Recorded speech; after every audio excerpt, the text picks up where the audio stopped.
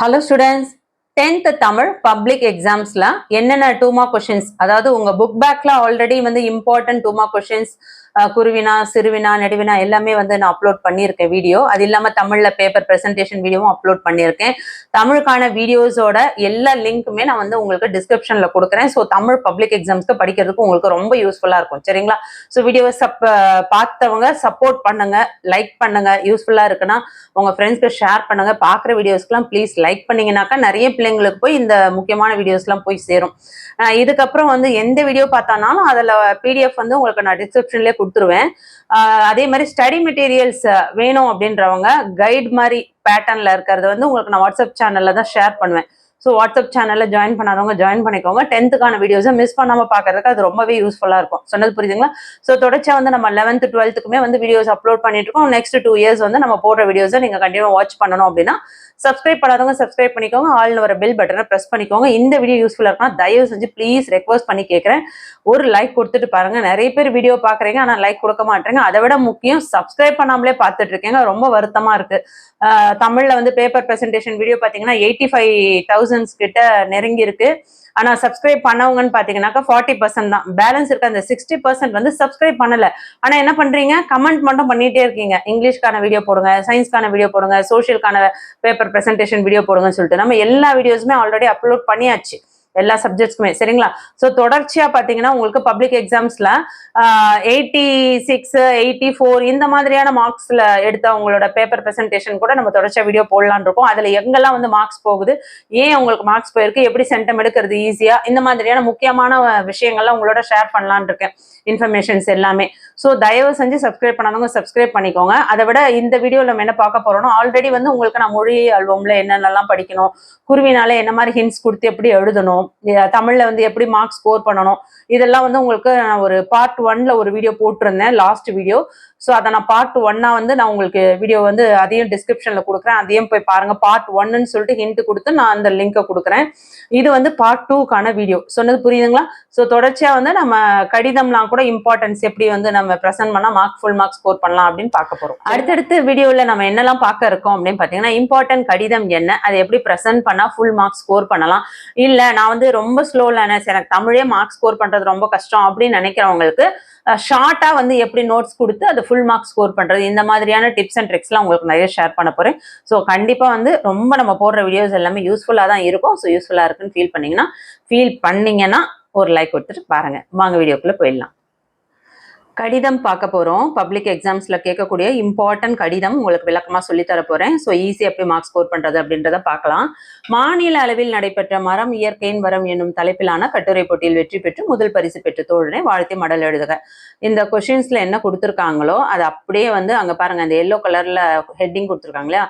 So மாநில அளவில் நடைபெற்ற கட்டுரை போட்டியில் மரம் இயற்கையின் மரம் எனும் தலைப்பில் கட்டுரை எழுதி முதல் பரிசு பெற்ற நண்பனை வாழ்த்தி மடல் அப்படின்னு ஹெட்டிங் போட்டுக்கோங்க. அதுக்கடுத்தது அந்த ரைட் சைடில் பாருங்க, நீங்க எந்த டிஸ்ட்ரிக்ட்ல இருக்கீங்களோ உங்களோட டிஸ்ட்ரிக்ட் நேமும் உங்களோட என்னைக்கு இந்த எக்ஸாம் எழுதுறீங்களோ அந்த டேட்டையும் அங்கே மென்ஷன் பண்ணிடுங்க. சரிங்களா? அடுத்து அன்பு நண்பனே அப்படின்னு எழுதிட்டு, முதலில் உமக்கு எம் வாழ்த்துக்கள். சென்ற வாரம் நடந்த மாநில அளவிலான கட்டுரை போட்டியில் மரம் இயற்கையின் வரம் என்னும் தலைப்பில் கட்டுரை எழுதி முதல் பரிசு பெற்றமையை கண்டு வியந்தேன். பாராட்டுகள். பள்ளியில் நடைபெறும் கட்டுரை போட்டியிலேயே பொருள் பொதிந்த உன் கட்டுரையும் அதில் உன் மொழிநடையையும் பற்றி நம் ஆசிரியர்கள் வியந்து கூறியதை எண்ணி இப்போதும் நான் நினைத்து பார்த்து மகிழ்கிறேன். உன் கையெழுத்து உன் தலையெழுத்தை மாற்றும் என்று முன்பு நான் நினைத்ததை இந்த ஒரு நிகழ்விலேயே நிரூபித்து விட்டாய். நீ உன் முயற்சிக்கு தகுந்த பரிசினை இப்போது பெற்றுள்ளதை போலவே இன்னும் பல நிலைகளில் பல பரிசுகளை பெற நான் மனதார வாழ்த்துகிறேன். இக்கட்டுரை பணி தொடரட்டும். இந்த மாதிரி நீங்க எழுதி முடிச்சுக்கோங்க. இந்த மாதிரி நோட்ஸ் கொடுக்கலாம். இல்ல இதுவே வந்து ரொம்ப அதிகமா இருக்கு, என்னால படிக்க முடியாது அப்படின்றவங்க கமெண்ட் பண்ணுங்க. உங்களுக்கு வந்து நோட்ஸ் ஷார்ட்டா இருக்கிற கடிதமும் நான் கண்டிப்பா வந்து அப்லோட் பண்றேன். ஆனா கமெண்ட் வந்து அட்லீஸ்ட் ஒரு 100 ஸ்டூடெண்ட்ஸ் அது கமெண்ட் பண்ணீங்கன்னா தான் நான் வந்து உங்களுக்கு அடுத்த வீடியோஸ்ல நான் அதை அப்லோட் பண்ண முடியும், அந்த பிடிஎஃப். இந்த பிடிஎஃப் உங்களுக்கு நான் டிஸ்கிரிப்ஷனில் கொடுத்துட்றேன். ஸோ எப்படி எழுதணும் அப்படின்ற இன்ஃபர்மேஷன் மட்டும் இதில் நீங்கள் கேட்டுக்கோங்க. அடுத்தது உரைமேல் முகவரி. இதுக்கு வந்து உங்களோட அட்ரஸ் எழுதிட்டு பெறுநரை கொடுத்துட்டு, உங்களோட அட்ரஸ் இல்லை, யாருக்கு நம்ம அனுப்புகிறோமோ அவங்களோட அட்ரஸ் பெறுநர் போட்டு அவங்களோட அட்ரஸ் இங்கே மென்ஷன் பண்ணிடுங்க. சொன்னது புரியுதுங்களா? இதில் பார்த்தீங்கன்னா உங்களுக்கு வந்து ஃபர்ஸ்ட் வந்து இந்த நீங்க இடமும் தேதியும் குறிப்பிடுறீங்களா, அதுக்கு 1 மார்க். ஓகே. அடுத்து அன்பு நண்பனே முதலில் முக்கியம் வாழ்த்துக்கள் அப்படின்னு சொல்லி எழுதுறீங்களா, இதுக்கு வந்து 1/2 மார்க் கொடுத்துருவாங்க. அதுக்கப்புறம் கண்டென்ட்டுக்கு வந்து உங்களுக்கு 2.5 மார்க்ஸ் கொடுத்துருவாங்க. அதுக்கடுத்து பார்த்தீங்கன்னாக்கா இந்த உரைமேல் முகவரிக்கு 1 மார்க் கொடுத்துருவாங்க. ஸோ அழகாக வந்து நம்ம 5 மார்க்ஸ் ஸ்கோர் பண்ணிடலாம். கடிதம்லாம் எப்போ 5 மார்க்ஸில் தான் கேட்பாங்க, சரிங்களா. கட்டுரை தான் 8 மார்க்ஸில் கேட்பாங்க. அடுத்தது உணவு விடுதி ஒன்றில், அதாவது உணவு விடுதினா என்ன, ஒரு ஹாஸ்டலில் வந்து உணவு கொடுக்குற ஒரு ஹோட்டலில் வந்து நமக்கு விலை வந்து அதிகமாக இருக்கிறதாவும் அதை வந்து கம்ப்ளைண்ட் லெட்டராக வந்து எப்படி நம்ம கொடுக்க முடியும் அப்படின்றது தான் இந்த கொஷின். ஸோ இதை வந்து உங்களுக்கு நான் ஷார்ட்டாகவே வந்து பேச்சு வழக்கில் நான் சொல்கிறேன். அப்போ உங்களுக்கு படிக்கிறது ரொம்ப ஈஸியாக இருக்கும். அங்கே என்ன ஹெட்டிங் கொடுத்துருக்காங்களோ நம்ம அதை அப்படியே எடுத்து எழுதிக்கலாம். உணவு விடுதி ஒன்றில் வழங்கப்பட்ட உணவு தரமற்றதாகவும் விலை கூடுதலாகவும் இருந்தது குறித்து உணவு பாதுகாப்பு ஆணையருக்கு கடிதம். இவ்வளோ பெருசாக கூட எழுத தேவையில்லை, ஸ்ட்ரெயிட்டா உணவு பாதுகாப்பு ஆணையருக்கு கடிதம் அப்படின்னு கூட நீங்க முடிச்சுக்கலாம். அடுத்தது விடுனர். விடுனர்னா உங்களோட அட்ரஸ் நீங்க இங்க மென்ஷன் பண்ணணும். அதுக்கு அடுத்தது நீங்க வந்து இங்க அப்படின்னு கூட எழுதிக்கோங்க. அடுத்து பெறுநர் வந்து உணவு பாதுகாப்பு ஆணையர் அவர்கள், உணவு பாதுகாப்பு ஆணையர் அலுவலகம். நீங்க எந்த ஊர்ல உணவு பாதுகாப்பு ஆணையருக்கு வந்து கடிதம் போடுறீங்களோ அந்த ஊரை மென்ஷன் பண்ணிக்கோங்க, சரிங்களா. அடுத்தது மதிப்பிற்குரியர் வணக்கம். பொருள் கண்டிப்பா இதுல கொடுக்கணும். உணவு விடுதியொன்றில் வழங்கப்பட்ட உணவு தரமற்றதாகவும் விலை கூடுதலாகவும் இருந்தது குறித்து புகார் அளித்தல் சார்பு. இதுக்கு வந்து 1 மார்க்ஸ் கண்டிப்பா கொடுத்துருவாங்க. அதுக்கப்புறம் இந்த கண்டென்ட்டுக்கு பாத்தீங்கன்னா உங்களுக்கு 2 மார்க்ஸ் கொடுத்துருவாங்க, சரிங்களா. நேற்று நாங்கள் உறவினரை காண்பதற்காக திண்டிவனம் சென்றிருந்தோம். அங்கு நாங்கள் டேஷ், அதாவது அந்த இடம் பேர் குறிக்காம எக்ஸ்ன்னு கொடுத்துருக்காங்க, இல்லை நீங்க ஆன்னு கூட போட்டிருக்காங்க. என்ற பெயர் கொண்ட உணவு விடுதியில் மதிய உணவு உண்டோம். அவ்வுணவு விடுதியில் வழங்கப்பட்ட உணவு தரமற்றதாகவும் விலை வந்து கூடுதலாக இருந்தது. அதை பற்றி விடுதி உரிமையாளர்களிடம் கேட்டபோது சாலையோர உணவு விடுதியில உணவு இப்படிதான் இருக்கும் அப்படின்னு சொல்லிட்டு அவங்க வந்து சாதாரணமா கூறியிருக்காங்க. எனவே தாங்கள் வந்து அந்த உணவு விடுதியை சோதனை செஞ்சு எங்கள் போன்ற பயணம் செய்வோரை பாதிப்படையாத வண்ணம் காக்குமாறு பணிவுடன் கேட்டுக்கொள்கிறேன். இந்த மாதிரி நீங்க எழுதிட்டு நன்றின்னு போட்டு இடம் நாள் குறிப்பிட்டு நீங்க வந்து உங்களோட பெயரை இங்க குறிப்பிடணும். ஆனா பெயர் எழுதாம நீங்க அப்படின்னு முடிச்சுக்கோங்க. அதுக்கப்புறம் உரைமேல் முகவரியில பெறுநர்ல நீங்க உணவு பாதுகாப்பு ஆணையர் அவர்கள் இதெல்லாம் எழுதிக்கோங்க. இது கண்டிப்பா 1 மார்க் கொடுத்துருவாங்க. சொன்னது புரியுதுங்களா. ஸோ உரைமேல் முகவரிக்கு 1 மார்க், இந்த இப்படிக்கு தங்கள் உண்மையுள்ளன்னு எழுதிட்டு அந்த இடம் மென்ஷன் பண்ணீங்கன்னா அதுக்கு ஒரு 1 மார்க். இங்கே 2 மார்க் வந்துச்சா. கண்டென்ட்டுக்கு வந்து ஒரு 2 மார்க், 4 மார்க் வச்சுங்களா. அதுக்கடுத்து பாத்தீங்கன்னா பெறுநருக்கு அனுப்புனருக்கு அதுக்கு 1 மார்க். நெக்ஸ்ட், நாளிதழ் ஒன்றின் பொங்கல் மலர்ல உழவு தொழிலுக்கு வந்தனை செய்யும் என்ற தலைப்புல பாத்தீங்கன்னா ஒரு கட்டுரை வெளியிட வேண்டி அந்த நாளிதழ் ஆசிரியருக்கு கடிதம் எழுத சொல்லி கேட்டிருக்காங்க. இதுக்கு வந்து நாங்க அனுப்புனர் பெறுநர் போட்டுக்கோங்க.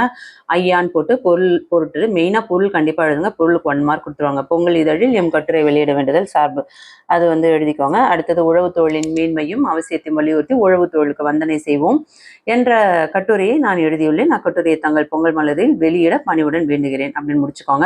இடம் நன்றின்னு எழுதிட்டு இங்க இப்படிக்கு உங்கள் உண்மையுள்ளன்னு முடிச்சுட்டு உரைமேல் முகவரி முடிச்சுக்கோங்க, சரிங்களா. அடுத்து பள்ளி திடல்ல கிடைத்த பணப்பையை ஒருவரிடம் ஒப்படைத்ததையும் அதற்கு பாராட்டு பெற்றதையும் பற்றி வெளியூரில் இருக்கும் உறவினருக்கு ஒரு இடம் கடிதம். நீங்க அப்படியே அந்த ஹெட்டிங்கை இவ்வளவு பெருசா வந்து 2 லைன்ஸ்லாம் எழுதணும்னு அவசியமே இல்லை, சரிங்களா. இது வந்து என்ன எழுதலாம், பள்ளி திடலில் கிடைத்த பணப்பையை உரியவரிடம் ஒப்படைத்ததையும் அதற்கு பாராட்டு பெற்றதையும். அது ஃபுல்லா அவ்வளோ எழுதுற மாதிரி வருது இல்லையா. ஸோ நீங்க என்ன பண்ணீங்க, பாராட்டு கடிதம் அப்படின்னு மட்டும் எழுதிக்கலாம், ஒன்றும் பிரச்சனை இல்லை. ஹெட்டிங்ல பாராட்டு கடிதம் போட்டு 25 25 பாரதி தெரு அப்படின்னு போட்டு நீங்க உங்களோட அட்ரஸ் இங்க மென்ஷன் பண்ணி நீங்க என்னைக்கு எழுதுறீங்களோ அந்த டேட்டை மென்ஷன் பண்ணிக்கோங்க. அன்புள்ள மாமாவுக்குன்னு போட்டு இந்த கண்டென்ட்டை அப்படியே எழுதிக்கோங்க. நான் ஃபுல்லாத்தையும் ரீட் பண்ணிட்டு இருந்தேன்னா வீடியோ லென்த்தியா போகும். இந்த கடிதம்ல கொஞ்சம் பெரிய டீட்டெயிலா இருக்கு. உங்களுக்கு ஷார்ட்டா வேணும்னாலும் சொல்லுங்க, நான் அடுத்த வீடியோல அப்லோட் பண்றேன். நிறைய பேர் கமெண்ட் பண்ண மாட்டீங்க. அடுத்து பார்த்தீங்கன்னா உரைமேல் முகவரி, சரிங்களா. இது வந்து பெறுநர் என்ன அப்படின்ட்டு எழுதிக்கோங்க. அடுத்தது மின்விளக்கு கண்டிப்பாக கேட்பாங்க, வெரி வெரி இம்பார்ட்டன்ட். அதே மாதிரி பார்த்தீங்கன்னா உங்களுக்கு இந்த உணவு விடுதியும் வெரி வெரி இம்பார்ட்டன்ட், அடிக்கடி கேட்கக்கூடிய ஒரு இம்பார்ட்டன்ட் கொஸ்டின், சரிங்களா. உணவு விடுதி இந்த வருஷம் உணவு விடுதியும் அதே மாதிரி இந்த மரம் இயற்கையின் மரம் இதுவுமே வந்து இந்த வருஷம் ரெண்டுமே வந்து வர்றதுக்கு ரொம்ப சான்சஸ் அதிகமாக இருக்கு. ஸோ தயவு செஞ்சு இதை வந்து மிஸ் பண்ணாதீங்க. ஏன்னா லாஸ்ட் இயர் வந்து கேட்காத கொஷின்ஸ்லாம் வந்து இந்த வருஷம் கேட்கறதுக்கு நிறைய வாய்ப்புகள் அதிகமாக இருக்குது. அதை வச்சு நான் சொல்கிறேன். அது இல்லாமல் இந்த வருஷம் வந்து ரிவிஷன் எக்ஸாம்ஸில் எல்லா டிஸ்ட்ரிக்ட்லையுமே ரிவிஷன் எக்ஸாம்ஸில் இந்த கட்டுரையெல்லாம் கேட்டே இருக்காங்க. அதனால் நல்லா பார்த்துக்கோங்க. அதுக்கு அடுத்தது பார்த்தோன்னா மின்விளக்கு, இது வெரி வெரி இம்பார்ட்டன்ட். மின் விளக்குகள் பழுதடைந்துள்ளன, அதனால் இரவில் சாலையில் நடந்து செல்வோருக்கு ஏற்படும் இடையூறுகளை எழுதி ஆவணம் செய்யும்படி மின்வாரிய அலுவலகத்துக்கு கடிதம் எழுதுறது. ஓகே, எங்கள் அனுப்புனர் மென்ஷன் பண்ணிக்கோங்க. அடுத்து பெறுநர் பெறுநர் பார்த்தீங்கன்னா மின்வாரிய அலுவலர், மின்வாரிய அலுவலகம், விழுப்புரம் மாவட்டம் அப்படின்னு கொடுத்துக்கோங்க.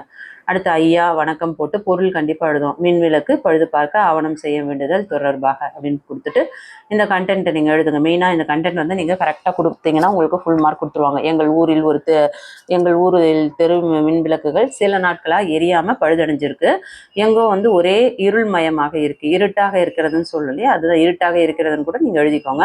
இந்த மாதிரி இருட்டாக இருப்பதனால சிறியவங்க முதல் பெரியவங்க வரை நடந்து செல்வதற்கு ரொம்ப சிரமமாக இருக்குது. அதனால் வந்து தேவையில்லாத விரோத செயல்கள்லாம் நடைபெறதுக்கு ஒரு வாய்ப்பாக இருக்குது. இதனால் வந்து பாம்பு, நாய் முதலியவற்றால் வந்து நாங்கள் வந்து பாதிப்பு அடைகிறோம். இதனால் பட்ட மின்விளக்குகளை சரி செஞ்சு தரணுமாறு உங்களுக்கு சரி செய்து தரும்படி மிகவும் தாழ்மையுடன் கேட்டுக்கொள்கிறேன் அப்படின்னு முடிச்சுக்கோங்க. சரிங்களா? இடம் நாள் குறிப்பிட்டுட்டு இங்கே இப்படிக்கு தாங்கள் உண்மையில்தான் எழுதிட்டு அதுக்கப்புறம் உரைமேல் முகவரி முடிச்சுக்கோங்க. ஓகேங்களா? உரைமேல் முகவரி இங்கே பெறுநர் போட்டு மின்வாரிய அலுவலகம் விழுப்புரம் இது முடிச்சுக்கோங்க. அடுத்து நூலக உறுப்பினர் படிவம் வந்து இதில் கொடுத்துருக்க மாதிரி நீங்கள் எழுதிக்கோங்க. பெயர்னா உங்களோட நேமு ஆன்னு போட்டுருங்க. தந்தை பெயர் சரவணன், பிறந்த டேட்டு, வயசு, படிப்பு, தொலைபேசி எண், இதில் வந்து ஒரிஜினல் நம்பர் கொடுக்கக்கூடாது, டூப்ளிகேட் நம்பர்ஸ் எதாவது கொடுத்துக்கோங்க. அதே மாதிரி அட்ரஸ்லாம் வந்து பக்காவாக உங்கள் வீட்டு அட்ரஸ்லாம் கொடுக்க வேண்டாம், நீங்கள் வந்து வேறு அட்ரஸ் எதாவது கொடுத்துக்கோங்க. அதே மாதிரி நூலகம் பெயர் என்ன, உங்களுக்கு ஹெட்டிங்கில் வந்து இந்த கொஷின்ஸில் வந்து ஏதாவது உங்களுக்கு மென்ஷன் பண்ணி கொடுத்துருந்தாங்க அப்படின்னாக்கா நீங்கள் அந்த இடத்துல நீங்கள் இதை எழுதலாம். எதுவும் இல்லைன்னா நீங்கள் ஓனாக இடம் பேர் கொடுத்துக்கலாம். சரிங்களா? அதே மாதிரி அமௌண்ட் சந்தா தொகை 500 சந்தா தொகை 200 மொத்தம் 700 ரொக்கமாக செலுத்துகிறேன் அப்படின்னு முடிச்சுக்கோங்க. இடம், மயிலம், டேட் இதெல்லாம் குறிப்பிட்டுக்கோங்க. ஓகே. அடுத்து வந்து பணி வாய்ப்பு வேண்டி பயோடேட்டா இது பாருங்க, மாணவ மாணவியரோட பெயர் அது அந்த இடத்துல ஆண் போட்டுருங்க. பாலினம் நீங்கள் ஆண்னா ஆண் எழுதுங்க, பெண்ணாக்கா பெண்ணுன்னு எழுதுங்க. பணி வாய்ப்பு வேண்டி தன் விவர பட்டியலில் பார்த்தீங்கன்னா பெற்றோர் அல்லது பாதுகாவலர் கொடுத்துருக்கு அப்படின்னா உங்களுக்கு பெற்றோர் இருக்காங்க அப்படின்னாக்கா நீங்கள் வந்து பாதுகாவலர் பெயரை அடிச்சிடணும். அதே பாதுகாவலர்னா பெற்றோர் பெயரை அடிச்சிடணும். சரிங்களா? அங்கே நேம் கொடுத்துருங்க. உங்களோட நேம் வர இடத்துல மட்டும் அப்படின்னு போட்டுருங்க. வீட்டு முகவரி கரெக்டான அட்ரஸ் எழுதக்கூடாது, வேறு ஏதாவது அட்ரஸ் மாற்றி எழுதுங்க. அதே மாதிரி மொபைல் நம்பருமே ஒரிஜினல் நம்பர் எழுதக்கூடாது. சரிங்களா? 10ஆம் வகுப்பில் பெற்ற மதிப்பெண்கள் என்ன அப்படின்றது மென்ஷன் பண்ணுங்கள். தாய்மொழி என்ன, நீங்கள் தெலுங்குனா தெலுங்கு, தமிழ்னா தமிழ், இந்த மாதிரி கூட கொடுக்கலாம். அப்புறம் தட்டச்சு உங்களுக்கு என்ன ப்ராக்டிஸ் இருக்குது அப்படின்னா தெரியும்னா இது எழுதுங்க, இல்லைனாக்கா அந்த இடத்துல இருந்து ஐஃபன் போட்டுருங்க. அடுத்தது கணினி வந்து சான்றிதழ் படிப்பு. மேற்கண்ட விவரங்கள் அனைத்தும் உண்மை என உறுதி கூறுகிறேன். தங்கள் நிறுவனத்தில் கணிப்பொறி உதவியாளர் பணியினை அந்த அண்டர்லைன் பண்ணியிருக்காரு, அதை ஃபில் பண்ணிடுங்க. கீழே நேம் வர இடத்துல ஆன் போட்டுருங்க. அங்கே உங்கள் நேம் போடக்கூடாது. சரிங்களா? மேல்நிலை வகுப்பு, அதாவது 11th ஸ்டாண்டர்ட் வந்து நீங்கள் ஸ்கூல் சேர்றதுக்கான ஒரு சேர்க்கை விண்ணப்பம். இங்கேயும் வந்து உங்கள் நேம் மென்ஷன் பண்ணுற இடத்துல ஆன் கொடுத்துருங்க. அடுத்து பர்த் டேட்டும் வந்து கொஞ்சம் சேஞ்ச் பண்ணி கொடுத்துருங்க. தேசிய இனம், பெற்றோர் பாதுகாவலர், உங்களுக்கு பெற்றோர் இருக்காங்கன்னா பாதுகாவலர் அடிச்சிருங்க, பாதுகாவலர் இருக்காங்கன்னா பெற்றோர் அடிச்சிருங்க. வீட்டு அட்ரெஸ்ஸு, இறுதியாக என்ன படிப்பு முடிச்சிருக்கீங்க, 10 இல்லையா? ஏன்னா நீங்கள் மேல்நிலை வகுப்பு சேர்வதுன்னா 11th தான், 12th கிடையாது, கன்ஃபியூஷன் ஆகக்கூடாது. ஸோ அங்கே வந்து 10ஆம் வகுப்பு 10th போடணும். அடுத்தது பயின்ற மொழி, அப்புறம் நீங்கள் படித்த ஸ்கூலோட நேமு, அதோட முகவரி கொடுத்துட்டு உங்களோட மதிப்பெண்ணை கொடுத்துட்டு இந்த சைடில் வந்து தேர்வோட பெயர் 10ஆம் வகுப்பு அரசு பொதுத் தேர்வு என்ன பதிவெண் ரெஜிஸ்ட்ரேஷன் நம்பர் கொடுக்கணும். ஸோ ஒரிஜினல் நம்பர் கொடுக்க வேண்டாம், வேறு எது வேணால் கொடுத்துக்கோங்க. இது இடத்துல ஒரிஜினல் எதுவும் கொடுக்கணும் அவசியம் கிடையாது. அதேமாதிரி பாடம்லாம் எழுதிட்டு அதோட மதிப்பெண்களை நீங்களே தோராயமாக போட்டு டோட்டலாக போட்டு வச்சுருங்க. அந்த டோட்டல் வந்து கரெக்டாக இருக்க மாதிரி போடுங்க, தவறாக கொடுக்க வேண்டாம். மாற்றுச் சான்றிதழ் இணைக்கப்பட்டுள்ளதா அப்படின்னா இணைக்கப்பட்டது. மாற்று சான்றிதழ் ட்ரான்ஸ்ஃபர் சர்டிஃபிகேட் இதில் வந்து அட்டாச் பண்ணியிருக்கீங்களான்னு கேட்டிருக்காங்க. ஸோ தாய்மொழி எழுதிக்கோங்க. அப்புறம் சேர விரும்பும் பாடம், அதாவது நீங்கள் என்ன கணிதம், உயிரியல், தமிழ் இந்த மாதிரி இருக்கு இல்லையா? ஸோ அந்த பயிற்ற மேஜர் சப்ஜெக்ட் இல்லை நீங்கள் வந்து கணினி பயன்பாடுகள், பொருளியல் அந்த மாதிரி கூட நீங்கள் மென்ஷன் பண்ணிக்கலாம். சொன்னது புரியுதுங்களா? அதுக்கடுத்தது மாணவியரோட கையெழுத்து, அந்த இடத்துலையும் நீங்கள் ஆன் போட்டுருங்க. அடுத்து தமிழ்நாடு விளையாட்டு மேம்பாட்டு ஆணையத்தின் உறுப்பினர் சேர்க்கை விண்ணப்பம், இதுவும் அதே மாதிரி கரெக்டாக மென்ஷன் பண்ணிக்கோங்க. என்னென்ன இன்ஃபர்மேஷன் சொல்லியிருக்கணும் அதை மாதிரி நோட் பண்ணிக்கோங்க. அதுக்கடுத்து இது ரொம்ப முக்கியமான பகுதி, இது வந்து உங்களுக்கு 5 மார்க்ஸில் கேட்குறாங்க. இந்த பார்ட்ஸ் வந்து எங்கேருந்து கேட்குறாங்கன்னு பார்த்தீங்கன்னா நிற்க அதற்கு தக இருக்கும் இல்லையா? அவங்களோட டெக்ஸ்ட் புக் அதாவது இயல் முடிகிற இடத்துல லாஸ்ட்டில் நிற்க அதற்கு தக, ஸோ அந்த இடத்துல கேட்கக்கூடிய ஒரு கொஷின்ஸ் தான் இதெல்லாம். Very very important. எந்த ஒரு இயலில் இதெல்லாம் இருக்குது அப்படின்னு சொல்லிட்டு உங்களுக்கு தெளிவான வீடியோ போட்டிருக்கேன், ஆல்ரெடி நிறைய வீடியோஸ் போட்டிருக்கேன். ஸோ பாருங்கள், பார்க்காதவங்க அந்த வீடியோஸ் எல்லாமே உங்களுக்கு நான் டிஸ்கிரிப்ஷனில் கொடுக்குறேன். இல்லை 10th பிளேலிஸ்ட் லிங்க்கும் கொடுத்துருக்கேன். ஸோ மற்ற வீடியோஸும் பார்க்குறவங்க பாருங்கள், மற்ற சப்ஜெக்ட்ஸாக இருந்தாலும் சரிங்களா. அதே மாதிரி நம்ம வந்து தமிழுக்காக இருக்கட்டும், இங்கிலீஷ், மேக்ஸு, சயின்ஸு, சோஷியல் எல்லாருக்குமே வந்து பேப்பர் ப்ரெசன்டேஷன் வீடியோ அப்லோட் பண்ணியிருக்கோம். ஸோ பார்க்காதவங்க போய் பாருங்கள். புயலின் போது செயல்படுத்த வேண்டிய முக்கிய செயல்கள். ஸோ என்ன முக்கியமான செயல்கள் அப்படின்றத கேட்டிருக்காங்க. ஸோ புயலின் பொதுவெளியில் செல்வதை தவிர்க்கணும். தொலைபேசி, தொலைக்காட்சி போன்ற மின்சாதன பொருட்கள்லாம் தொடுவதை தவிர்க்கணும். மாடியில் இருப்பதை தவிர்த்துட்டு தளப்பகுதின்னு கீழ்ப்பகுதியில் வந்து தங்கணும். காற்றடிப்பது நின்றாக்க உடனே வானொலியில் மறு அறிவிப்பு வரும் வரை வீட்டை விட்டு வெளியே வரக்கூடாது. மெழுகுவர்த்தி, தீப்பெட்டி போன்ற அவசியமான பொருட்களை எல்லாத்தையுமே வந்து முன்கூட்டியே வாங்கி வச்சுக்கணும் அப்படின்றதெல்லாம் இங்கே நோட்ஸாக கொடுத்துடணும். பள்ளியில் நான், வீட்டில் நான். பள்ளியில் எப்படி இருப்பீங்க, வீட்டில் எப்படி இருப்பீங்க, இதை வந்து என்ன எழுதணும்னா, நேரத்தை சரியாக கடைபிடிக்க வேண்டும். இங்க வந்து வீட்டு பணிகளை பகிர்ந்து செய்வேன். உடன் பயிலும் மாணவரின் திறமையை பாராட்டுவேன். பாடத்துடன் ஒழுக்கத்தையும் கற்றுக்கணும். பிறரிடமும் வந்து நல்ல பண்புகளை மட்டும் கற்றுக்கணும். ஆசிரியர்களோட வழிகாட்டுதலை முறையாக பயன்படுத்துவேன். எல்லோரிடம் அன்பாக பழகுவதுடன் உதவிகளும் செய்வேன். அதே வந்து வீட்டில் எப்படி இருக்கணும்னா, வீட்டு பணிகளை பகிர்ந்து செய்யணும். பள்ளியில் கொடுக்கும் வீட்டு பாடத்தை கரெக்டாக முடிக்கணும். அவ்வப்போது விளையாடணும். பேரண்ட்ஸ் சொல்கிறத வந்து கேட்கணும். தம்பி தங்கச்சிங்க வந்து படிக்க சொல்லி கொடுக்கணும். சில நேரத்தில் வந்து தொலைக்காட்சி கூட, டிவி கூட பார்க்கலாம். இதெல்லாம் வந்து இங்கே வீட்டில் சரிங்களா. அடுத்து வந்து தமிழக பாரம்பரிய கலைகள், இது அந்த அளவுக்கு இம்பார்ட்டன்ட் கிடையாது, அதை ஸ்கிப் பண்ணிக்கோங்க. அதுக்கு அடுத்தது பார்த்தோன்னா, இது இம்பார்ட்டன்ட். அறங்கள் தரும் நன்மைகள் அது நாம் செய்ய வேண்டும்னு. ஸோ இதையுமே நல்லா படிச்சுக்கோங்க சரிங்களா. நல்ல சொற்களை தேர்ந்தெடுத்து பேசணும். ஒருவரை பற்றி இன்னொருவரிடம் வந்து மாற்றி பேசக்கூடாது. பழிவாங்கும் எண்ணத்தை வந்து கைவிட்டுறணும். உண்மையை மட்டும் தான் பேசணும். அறம் தரும் நன்மைகள் அப்படின்னு பார்த்தோம்னா, நல்ல நண்பர்கள் எல்லாம் வந்து நம்ம வச்சுக்கணும். எதிரிகளை வந்து நண்பர்கள் ஆக்கிக்கணும் சரிங்களா. பகைமையே இருக்கவே கூடாது. எல்லோரும் வந்து அன்புடன் பழகுவர். எதிரிகளும் தன் செயலால் நாணப்பட்டு வருந்தி, அதாவது நாணப்பட்டுன்னு என்ன, வெட்கப்பட்டு வருந்தி நம்மிடமே வந்து நட்பாகி விடுவர். ஓகே. அடுத்து தீமை வராது. எல்லோரும் நம்புவர்.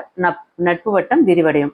அடுத்து துணைப்பாடம் வெரி வெரி இம்பார்ட்டன்ட். புயலிலே ஒரு தோணி, இந்த மாதிரி பொருள் அடக்கம், அதாவது நீங்கள் வந்து குறிப்பு சட்டகம் போட்டு இந்த மாதிரி சைட் கொடுத்து ஒவ்வொரு சைட் எக்ஸ்பிளைன் பண்ணி நீங்கள் எழுதணும். ஓகேங்களா. இந்த கதையெல்லாம் உங்களுக்கு நல்லா தெரியும். விரிவானம் எக்ஸ்பிளைன் பண்ணணும், தனிப்பட்ட வீடியோ ஒன்று வேணும் அப்படின்றவங்க கமெண்ட் பண்ணுங்கள். கண்டிப்பாக விரிவானத்துக்கு வீடியோ போடலாம். அடுத்தது அன்னமையாவுக்கும் உங்களுக்கு வந்து குறிப்பு சட்டகம் கொடுத்து முன்னுரை, சைட் கதை மாந்தர்கள், குடி தண்ணீர் கிடைக்குமா, இந்த மாதிரி சைட் கொடுங்க. இந்த சைட் தான் கொடுக்கணுமா அப்படின்னு கிடையாது, நீங்கள் ஓனாக சைட் கொடுக்கலாம் சரிங்களா. அடுத்தது வந்து புதிய நம்பிக்கை, மேரியோட கதை இல்லையா, அதோட குறிப்பு சட்டகம், முன்னுரை, கதைமாந்தர், பருத்திக்காட்டில் மேரி, மேரியின் மனவர்த்தம், புதிய நம்பிக்கை, முடிவுரை, இது எல்லாமே சைட் கொடுத்து அப்படியே முடிச்சுக்கோங்க. ஓகேங்களா. அதுக்கு அடுத்தது பார்த்தோன்னாக்கா பாய்ச்சல், இது அவ்வளோ இம்பார்ட்டன்ட் கிடையாது, அது தேவையும் கிடையாது, அதனால் அதை ஸ்கிப் பண்ணிவிடுங்க. அடுத்து ஒருவன் இருக்கிறான், வெரி வெரி வெரி இம்பார்ட்டன்ட். இது மேக்ஸிமம் கேட்கறதுக்கு சான்சஸ் இருக்குது, இது நல்லா பார்த்துக்கோங்க. குறிப்பு சட்டகம் நோட் பண்ணிக்கோங்க, பொருளடக்கம். அதே மாதிரி சைடு கொடுத்துட்டு கதை மாந்தர்கள்லாம் யார், அந்த மாதிரி இந்த கதை வந்து ஆல்ரெடி வீடியோஸாக நான் போட்டிருக்கேன். வீடியோ வந்து பிளேலிஸ்ட் லிங்க் கொடுத்துருக்கேன், வேணுன்றவங்க பார்த்து பண்ணிக்கோங்க. அடுத்த கட்டுரை பாருங்க, சான்றோர் வளர்த்த தமிழ். இது வெரி வெரி இம்பார்ட்டன்ட் இல்லையா. இதோட குறிப்பு சட்டகம் போட்டுட்டு முன்னுரை, அடுத்தது பிள்ளை தமிழ், இதோட சைட் ஹெட்டிங்லாம் கொடுத்துட்டு இந்த மாதிரி நோட்ஸ் எழுதிக்கோங்க சரிங்களா. ஷார்ட்டாகவே இருக்குது, வேணுன்றவங்க இதை ஃபாலோ பண்ணிக்கோங்க. இல்லை இன்னும் ஷார்ட்டாக வேணுன்றவங்க கமெண்ட் பண்ணுங்கள், கண்டிப்பாக நான் வந்து வீடியோஸ் அப்லோட் பண்ணுறேன். அடுத்தது விண்வெளியும் கல்பனா சாவ்லாவும் வெரி வெரி இம்பார்ட்டன்ட். இது வந்து உங்களுக்கு 8 மார்க்ஸில் கேட்பாங்க, அதையும் பார்த்துக்கோங்க. அதுக்கு அடுத்தது நீவிர் நூலகத்தில் படித்த ஒரு கவிதை நூலுக்கு மதிப்புரை, வெரி வெரி வெரி இம்பார்ட்டன்ட். இது மேக்ஸிமம் பார்த்தீங்கன்னா 99% இந்த கொஸ்டின் வந்து உங்களுக்கு 8 மார்க்ஸில் கேட்குறாங்க. ஸோ ஸ்கிப் பண்ணாமல் படிக்க பாருங்கள் சரிங்களா.